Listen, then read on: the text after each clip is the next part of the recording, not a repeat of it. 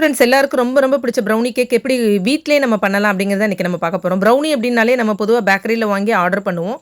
நான் எல்லா கேக்குமே வெரைட்டிஸ் பண்ணியிருந்தேன். இந்த ப்ரௌனி பண்ண முடியுமா அப்படிங்கிற ஒரு தயக்கத்தோட தான் பண்ணேன். ஃபஸ்ட் டைம் பண்ணும்போதே சூப்பராக வந்தது. இதுக்கு சாக்கோ சிப்ஸ் தான் முதல்ல நம்ம தேவைப்படும். அது கிடைக்கிறதுனால இன்றைக்கி நான் டைரி மில்க் வச்சு பண்ணியிருக்கேன். மைதா மாவு தான் நான் எடுத்திருக்கேன்.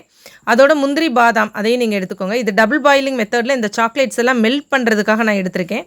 நீங்கள் டைரெக்டாக பண்ணுறதுனாலும் பண்ணலாம். அப்படி இல்லைன்னா சாக்லேட்ஸை ஃபுல்லாக ஃபஸ்ட்டு கவரை ரிமூவ் பண்ணிவிட்டு அதுக்கப்புறம் பட்டர் சேர்க்கணும். பட்டர் சேர்த்துட்டு அந்த பட்டர் வந்து நல்லா மெல்ட் ஆனதுக்கப்புறமா நீங்கள் இந்த சாக்லேட்ஸை போட்டிங்கன்னா அந்த கீழே இருக்க இதில் தண்ணி இருக்கு இல்லையா, அது கொதித்து இந்த மாதிரி நமக்கு கிடச்சிருது. இன்றைக்கி நான் கருப்பட்டி தான் எடுத்திருக்கேன், கொஞ்சம் டிஃப்ரெண்ட்டாக பண்ணுவோங்கிறதுக்காக. ஏன்னா அந்த ஃப்ளேவர் கிடைக்கும் அதுக்காக.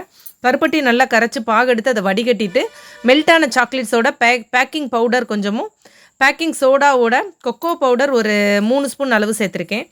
இதையும் சேர்த்து இது எல்லாத்தையும் நல்லா மிக்ஸ் பண்ணியாச்சு. இது எக்லெஸ் கேக்கு.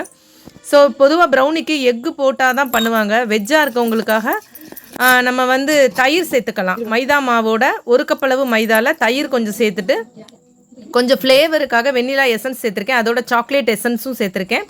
இது எல்லாத்தையும் நல்லா நீங்கள் பீட்டர் இருந்தால் பீட்டரில் வந்து பண்ணலாம். அப்படி இல்லைன்னா நீங்கள் வந்து நல்லா அடித்து கொடுத்தாலே போதும். இதோட ரீஃபைண்ட் ஆயில் வந்து ஒரு 3 ஸ்பூன் அளவு சேர்த்துருக்கேன்.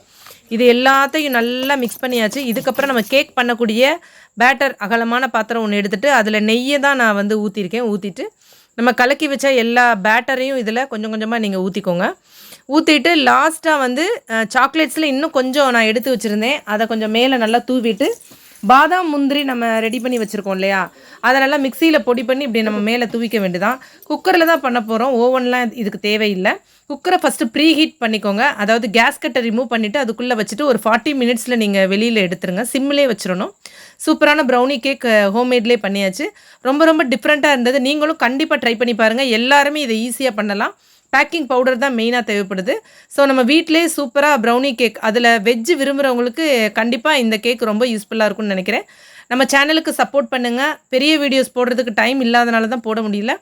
உங்களோட சப்போர்ட் ரொம்ப ரொம்ப இம்பார்ட்டன்ட். லைக் பண்ணுங்கள், கண்டிப்பாக ஷேர் பண்ணுங்கள். Thank you, see you, bye bye.